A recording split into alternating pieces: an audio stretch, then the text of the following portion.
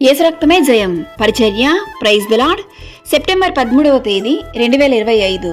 ఈరోజు దేవుని వాక్యము, ఏలయనగా పాపము వలన వచ్చు జీతము మరణము, అయితే దేవుని కృపావరము మన ప్రభువైన క్రీస్తు యేసునందు నిత్య జీవము. రోమీయులకు రాసిన పత్రిక 6వ అధ్యాయం 23వ వాక్యము.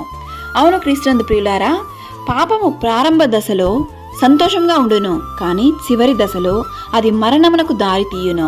కాబట్టి శరీర దురాశలకు లోబడినట్లుగా చావునకు లోనైన మీ శరీరమందు పాపమును ఏలనీయకుడి.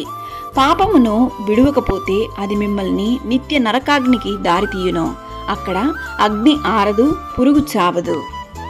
కాబట్టి ఆయన రక్తము వలన ఇప్పుడు నీతిమంతులుగా తీర్చబడి మరింత నిశ్చయముగా ఆయన ద్వారా ఉగ్రత నుండి రక్షింపబడుదుము.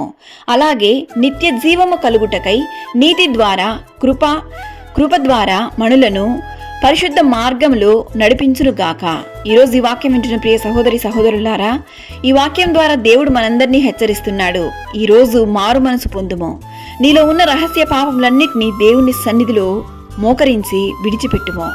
నిత్య జీవమును పొందుకొనుటకు ప్రయాసపడుము. దేవుడు నీ ప్రతి పాపములను క్షమించి నిన్ను పరిశుద్ధపరిచి నిన్ను రక్షించునుగాక. ఆమేన్. God bless you.